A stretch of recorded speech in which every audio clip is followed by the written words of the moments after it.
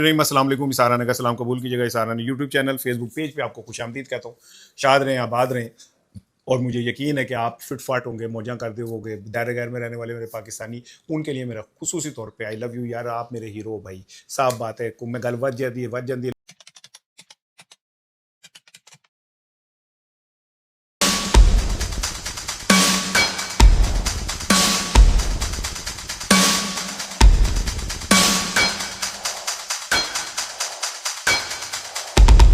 बिस्मिल्लाहिर्रहमानिर्रहीम। अस्सलाम वालेकुम। इसाराना का सलाम कबूल कीजिएगा। इसाराना यूट्यूब चैनल, फेसबुक पेज पे आपको खुशामदीद कहता हूँ। शाद रहें, आबाद रहें। और मुझे यकीन है कि आप फिट फाट होंगे, मौजा करते होंगे। दायरे गैर में रहने वाले मेरे पाकिस्तानी, उनके लिए मेरा खुसूसी तौर पे आई लव यू यार, आप मेरे हीरो हो भाई। साफ बात है, मैं गल वज जाती है। लोग कहते हैं आप इंट्रो बड़ा लंबा करते हैं। मैं कहना, मैं को आपसे इसलिए तो बात कर ही नहीं रहा कि को मैं कमाई कर रहा हूँ। मैं तो इसलिए बात कर रहा हूँ कि मैं आपसे बात करना चाहता हूँ, इसलिए मैं आपको दुआएं देता हूँ।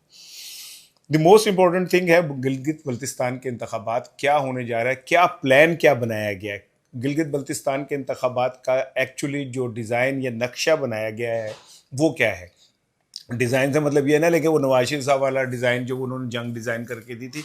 बहरहाल जिन्होंने डिज़ाइन किया है और जो इसको लेके चल रहे हैं उनके जहन में प्लान क्या है, लेकिन इसके नताइज क्या निकलेंगे, बड़ी इंपॉर्टेंट चीज़ है। दूसरी है कि सुहेल आफरीदी और गंडापुर तो आमने सामने खड़े हुए, बिल्कुल क्लियर हो गई है। अब लड़ाई में कहीं कोई एम्बिग्युइटी, कोई बीच में कोई ओला नहीं रहा, चेहरे बिल्कुल बेनकाब हो गए। और जो गंडापुर साहब हैं उनके ऊपर पहले ये कहा जा रहा था कि वो भाई वो कहीं और से लाइन लेते हैं। अब वो बिल्कुल क्लियर हो गई कि सुहेल आफरीदी को रास्ता रोकने के लिए या सुहेल आफरीदी के पर काटने के लिए पहले शेर अफजल मरवत को फेंका गया, फिर अब गंडापुर खुद सामने आ गए।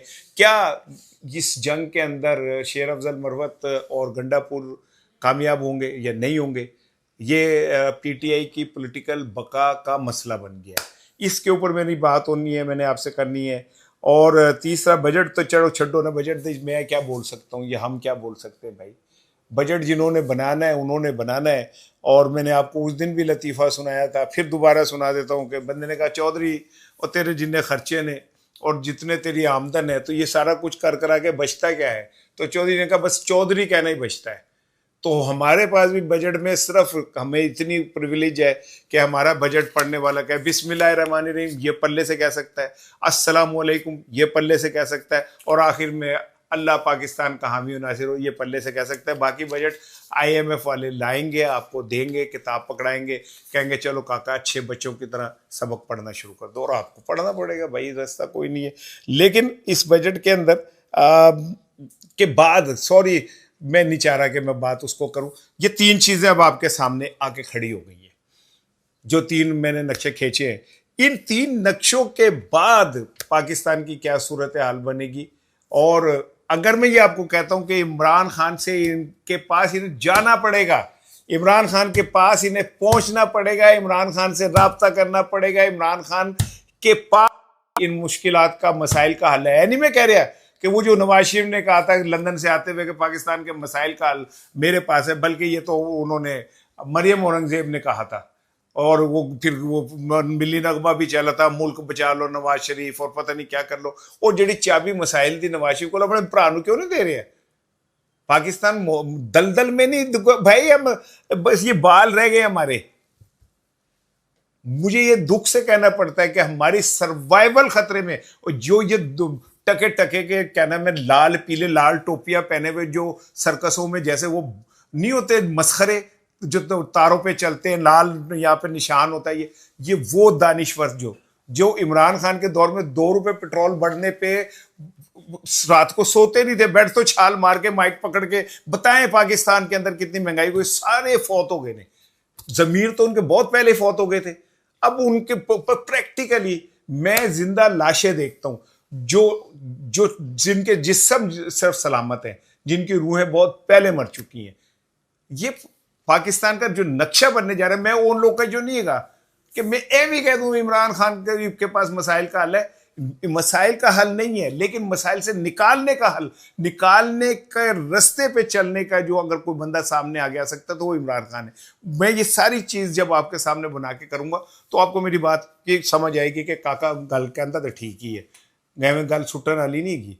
मैं जो बात आपको कहूँगा गल सुटन वाली नहीं है, क्योंकि मैं कौन सा वो हूँ वजीर दिफा हूँ। पाकिस्तान का पहला वजीर दिफा है जो अपने हकूक का दिफा नहीं कर सकता, वो मुल्क के दिफा का वजीर है यार।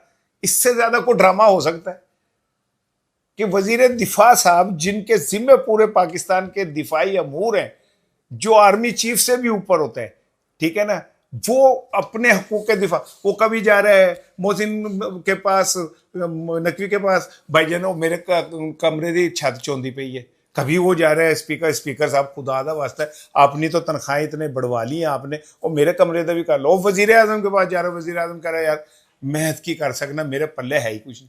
मैं वो नहीं हूं, मैं आपको एक लॉजिकल बताऊंगा कि होने क्या जा रहा है। अच्छा, अब आए सबसे पहले जी गिलगित बल्तिस्तान की तरफ। इतला दिया कि बिलावल भुट्टो साहब वहाँ पहुँच चुके और उन्होंने आज बड़ा दबंग खिताब भी किया, अल्लाह खैर करे उनके अब्बू की डांट ना आ गई है उन्हें कि तुमने ये क्या खिताब कर दिया। पीपल्स पार्टी, मौजूदा पीपल्स पार्टी के तो डीएनए में है ही नहीं कोई सख्त बात करना। अभी 3 दिन पहले तो जरदारी साहब इस्टेब्लिशमेंट के हाथ मजबूत कर रहे थे। बिलावल भुट्टो जनाब कह रहा है कि वो लोग जो इस्लामाबाद में बैठे हैं वो ग्वादर और कराची को अपनी मर्जी के साथ चलाना चाहते हैं। अब वो लोग कौन? बिलावल साहब से सवाल किया जाए कि पैन ज़रा बताएं वो लोग कौन हैं जिनके आप कह रहे हैं कि वो कराची से और ग्वादर को चलाना चाहते हैं। और इनडायरेक्टली बिलावल भुट्टो ने आज 8 फरवरी के इंतखाबात के डकैती का एतराफ़ कर लिया। बिलावल भुट्टो साहब ने कहा जनाब अली कि मैं फॉर्म 45 की हिफाजत तुमने करनी है और 47 की जिम्मेदारी मेरी है। एथे रख मलंगी, ये कौन कह रहा था कि फॉर्म 45 की हिफाजत करनी चाहिए? और कौन सी पार्टी थी जो कहती थी कि फॉर्म 45 के ऊपर रिजल्ट दो? और कौन था जो फॉर्म 47 लेके आया था? अब आपको बात समझ आ रही है कि बिलावल भुट्टो छोटा बच्चा है, लेकिन नड्डा छोटा बच्चा नहीं है। तो भाईजान अब मैं या पोली ने कहा आ जाए, उन्होंने कहा इतनी पोली नहीं हूँ। बिलावल भुट्टो को 45 और 47 का फर्क अब आपको समझ आ गया ना कि वो क्या कह रहे हैं कि ये रिपीट नहीं होना चाहिए इस बार दोबारा से कि जनाब उन्होंने कहते हैं जी हम 45 का बंदोबस्त तुम कर लो, 47 का मैं कर लूँगा। बड़े भैया भी पहुँच गए माशाल्लाह, पहुँच गए या पहुँचने होंगे जब आप देख रहे होंगे। उनको भी एनओसी नवाज शरीफ साहब को जारी कर दिया गया कि आप जाएँ जाके इलेक्शन कैंपेन करें। इस्तेकाम पाकिस्तान पार्टी के राना नज़ीर साहब पहले से वहाँ पे 1.5 माह पहले से मौजूद हैं। सिर्फ इजाज़त नहीं है तो पीटीआई को नहीं है, पीटीआई वाले नहीं जा सकते। असद कैसर को रोकने के लिए पूरा इस्लामाबाद चौक कर दिया उन्होंने, गड्डी तो गड्डी खड़ी करती, असद कैसर ना पहुंचे वहां पे किसी तरह। जुनेद अकबर को का एनओसी दिखाए, भाई एनओसी केड़ा एनओसी? ये पाकिस्तान है, कोई इलाका गैर है जिसमें एनओसी लेके जाना है? इससे आप एक बात समझ लें, मैं बार बार आपको जो कह रहा हूँ कि पीटीआई पे एक्चुअली गैर एलानिया कलादम जमात करार दे चुकी है एस्टेब्लिशमेंट। पीटीआई के लिए कोई रास्ता नहीं गा कि वो कोई करे। अब यहाँ से एक मेरी बात को समझे कि जो ये हम आपका गिलगित बल्तिस्तान है ना, ये लाहौर, सक्खर या पेशावर नहीं है। इसकी डायनेमिक्स डिफरेंट है, इसमें रहने वाले लोगों की साइकी डिफरेंट है। ये अहले तशय्युं का इलाका है। और अगर मुझे ये बात कहने दीजिए, मैं ज़रा इस टाइम ज़रा जज्बाती हुआ, मलका जज्बात हुआ हूँ, बाहर बेगम हुआ हूँ, तो मैं कहने में हर्ज कोई नहीं है कि अगर यहाँ पे यही मंसूबा रिपीट हुआ, मंसूबा ये है कि पीपल्स पार्टी को 6-7 सीटें दी जाएँ, मुस्लिम लीग नून को 6-7 सीटें दी जाएँ, 2-3 आज़ाद को दी जाएँ, 1-2 इस्तेकाम पार्टी को दी जाए, 1 आधी पीटीआई को दी जाए, तो अल्लाह खैर सला पीपल्स पार्टी और नून लीग मिलकर हुकूमत बना लें। हैया जी, इसमें भी एक कौल है, पीपल्स पार्टी कभी नहीं चाहेगी कि गिलगित बल्तिस्तान जो है वो नून लीग के साथ शेयर करे, क्योंकि वो ये समझते हैं कि सूबा ही हमने बनाया था, हमने बनाने के बाद पहला गवर्नर लगाया था। वो अलहदा बात है कि फिर गिलगित बल्तिस्तान वालों ने पीटीआई को चुन लिया मैंने तुम्हें सारा जहां रहने दिया वाली बात। और वो अलहदा बात है कि फिर उनको भी इसी तरह ही हटाया गया जिस तरह नवाज शरीफ इमरान खान को हटाया गया अदम एतमाद के जरिए, बिल्कुल उसी तरह यहाँ पर रिपीट किया गया। लेकिन भाइयों और बहनों, मैं आपको बार बार जो बात कह रहा हूँ वो ये कि गिलगित बल्तिस्तान एक डिफरेंट इलाका है। अगर यहाँ से रद्द अमल आया तो ये बहुत ख़तरनाक होगा। पहले भी अभी कुछ अरसे पहले वहाँ पे जो कुछ भी हुआ, मैं खुदा की कसम अपने इदारों के साथ हूँ, खुदा की कसम मैं अपने शोधा के साथ हूँ, उनकी बेहरमती करने वाले पे 100 बार लानत। लेकिन अभी कुछ अरसा पहले जो कुछ भी वहाँ पे हुआ है, इट इज़ वेरी अलार्मिंग। और किसी को ये बात समझनी चाहिए कि ये लाहौर पेशावर नहीं है, ये डिफरेंट लोगों का इलाका है जहाँ पे पता नहीं क्या रद्द अमल आ जाए। एनीवे, ये सारी सूरत हाल मैंने आपको बता दी कि अगर वहाँ पे कुछ जुड़लू फिरा तो वहाँ पे बहुत बुरा रद्द अमल आएगा। आज़ाद कश्मीर में आपको अच्छी तरह याद है कि आज़ाद कश्मीर में अभी पिछले दिनों जो एक्शन कमेटी वालों ने जो कुछ किया वो आपके सामने, ये रद्द-ए-अमल आया, आज़ाद कश्मीर से रद्द-ए-अमल आया। और ये जब मिलेंगे तो ये हमारे लिए नहीं, पाकिस्तान के लिए कोई चंगी गाल नहीं होगी। जेडे उत्ते बैठे ने समझ लें इस बात को यार, बुग़्ज़ इमरान में हमें पाकिस्तान से नहीं खेलना चाहिए। मैं पाकिस्तानी हूं, मैं पाकिस्तानी के तौर पे बात कर रहा हूं। एनीवे, मैंने आपको एक सूरत हाल बता दी। अब आ जाए केपीकी की सूरत हाल। कल इसमें कोई शक नहीं है कि सुहेला अफरीदी ने जब वो इजलास बुलाया पार्लिमानी पार्टी का, तो उसमें 40 लोग नहीं थे। ये बहुत बड़ा गैप था और डेफिनेटली इसका असर होना था सुहेला अफरीदी के ऊपर। सुहेला अफरीदी को अब इंगेज कर लिया गया कि उसे केपीके से बाहर नहीं निकल सकता। मुझे नहीं लगता कि कल वो अडयाला भी आएगा। जो सिचुएशन जिस तरह बना लिया, बात को समझे कि जो मंगल को शो बनता है और पिछली दफ़ा जो शो बना, अब सुहेला अफरीदी को इंगेज ऐसा कर लिया गया कि वो मंगल को अडयाला नहीं आ सकता उसको। तो वहाँ पे और यहाँ पे गंडापुर की भी शक्ल जो क्लियर हो गई। गंडापुर ने भी अब अपने सारा लालू के तो सामने आ गए है, लेकिन अफरीदी को भी जज्बात से बाहर निकल के खेलना चाहिए। अफरीदी का ये जुमला के कुछ जो लोग जर्नल्स हैं अंदर से भी और बाहर से भी, ये वो नहीं कहना चाहिए था, उसका रद्द-ए-अमल आया। लेकिन हो सकता है कि अफरीदी ने एक अच्छा स्ट्रोक खेला हो कि इससे कम से कम सामने वाला क्लियरिटी के साथ तो बाहर आएगा, किसी तरह किसी को पता तो चलेगा ना। कौन कल मैं सुन रहा था, किसका सुन रहा था कि वो घर में चोरी हो गई, तो वो जो सबको इकट्ठा किया तो उसके घर मालिक ने कहा कि जी जो चोर है ना उन्होंने छितर बड़े पहन के। तो एकदम एक बीच में से बंदा बोला कि अब मैं अल्लाह की कसम कुछ नहीं कहता। उन्होंने कहा मैंने तो तेरा नाम ही नहीं लिया था, तू क्यों बोल पड़ा।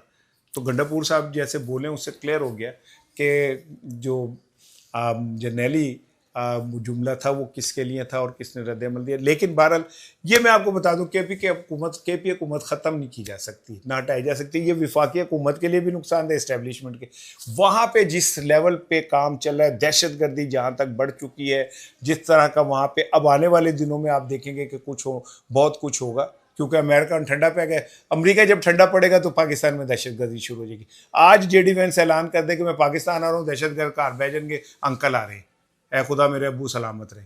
लेकिन जैसे ही पता चलेगा अमेरिका नहीं आ रहे, काम शुरू हो जाएगा। देख लिया आपके सामने ही। मैं तो वो पोस्ट देख के हैरान हो गया जिसमें बलूचिस्तान के अंदर जो BLA वाले हैं उन्होंने अपने नाके लगाए हुए। मेरे यकीन करें दिल को दुख हुआ। और वो जाली है वीडियो या मुझे नहीं पता, पुलिस वाले वहां से गुजरे तो वो उस नाके वालों से पूछ कर गुजर रहे। एक ऐसे हालात में आप केपी को आग में फेंक दें, एक हुकूमत जिसका वहां कंट्रोल है उसे खत्म कर दें, तो आप इसका क्या मतलब लेंगे? क्या होने जा रहा है पाकिस्तान में? और ये कहें जी वहां पे करप्शन बड़ी हो रही थी, 1 अरब रुपये दी थे करप्शन पंजाब दे सिर्फ सुथरा पंजाब में निकल आई है। ये अभी आगाज है। खुदा की कसम वक्त आएगा आप देखेंगे कि क्या आप सोच भी नहीं सकते। मैंने वो फराह गोगी का कहा ना कि जी फराह गोगी एस्टेब्लिशमेंट के उस पर थी, ये वो थी। मुझे बाद में किसी दोस्त ने कहा यार आप भी बच्चे उनकी उन बातों की तरह उन बातें करते हो। फराह गोगी के कारोबार बंद हो गए, उसके जो शोहर के फैक्ट्रियां थी, कारखाने थे, वो बंद हो गए, उसके जायदादों पे कब्जा हो गए, उसे पाकिस्तान छोड़ के जाना पड़ा। आप फराह गोगी के लिए क्या कहते हैं? आप कहते हैं जी कभी सोचे तो सही फराह गोगी के साथ क्या हुआ इस नाम पे। और जो उधर नाल असल कल्प्रिट सी बुजदार वो पाकिस्तान में फिर रहा है, उसको कोई क्यों नहीं पकड़ता? फराह गोगी के ऊपर सारा मलबा डाल दिया तो बुजदार जो CM था उस वक्त, और कहते हैं कि वो दोनों मिलकर कर रहे थे, तो बुजदार को क्यों नहीं पढ़ते?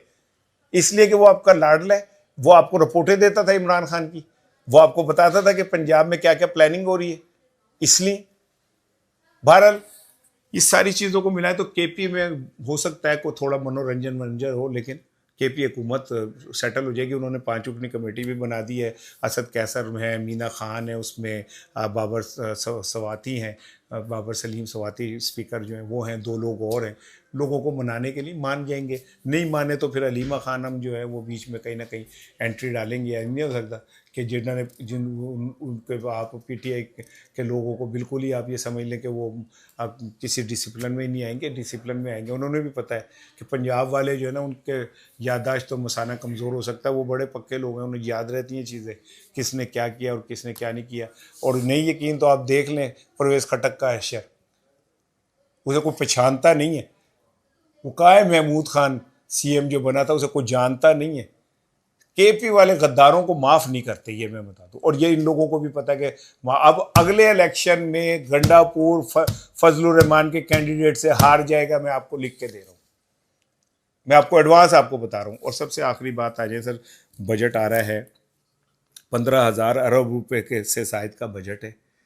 और कहा यह जा रहा है कि 1%, 18 से 19% जीएसटी बढ़ाया जाएगा, लेवी बढ़ाई जाएगी। अभी 10 अरब डॉलर आप कमा चुके हैं गरीब आदमियों से डाके डाल डाल के, उन्होंने जेबों चो कट कट के। मज़ीद आप इनका खून निचोड़ेंगे, मज़ीद इनका गोश्त निचोड़ेंगे, इकट्ठा करेंगे। और उसके बाद जनाब अली क्या कहते हैं, सोलर के ऊपर टैक्स लगने जा रहा है, इलेक्ट्रिक गाड़ियों पे। ये वो चीज़ें जिससे पाकिस्तान की इकॉनमी को फ़ायदा हो रहा था ना, उधर से टैक्स लाना है। ठीक है, पब्लिक ट्रांसपोर्ट, छोटी गाड़ियाँ, रक्षा, चिंग चिंग सारे नू रगड़ देना इन्होंने, किसी को माफ़ी नहीं मिलनी। आईएमएफ तो मुझे ऐसा लगता है कि जैसे अमीरों का कोई एजेंट है, कोई दलाल है आईएमएफ, अमीरों का, ताकतवरों का। आईएमएफ को गरीब आदमी को मिलने वाली 1 रुपए की सब्सिडी नजर आ जाती है, और जो ताकतवर हैं, जो खरबों रुपए मुफ्त के खा रहे हैं। अरकान असेंबली को कितने क्या नाम है 100 यूनिट फ्री है, कितने हज़ार यूनिट फ्री है, पेट्रोल फ्री है, टीएडीए फ्री है, बिजली फ्री है, जहाँ रेंट उनको अलहदा मिलता है। आप अंदाज़ा करें कि एक जज साहब, साबिक जज साहब ने आके कहा कि मुझे 3,000 यूनिट फ्री मिलते हैं, मैं तो इस्तेमाल ही 1,500 करना, तो मुझे 1,500 बाकियों के पैसे दिए जाए। शर्म का मुकाम है यार, आप लोगों ने मरना नहीं है।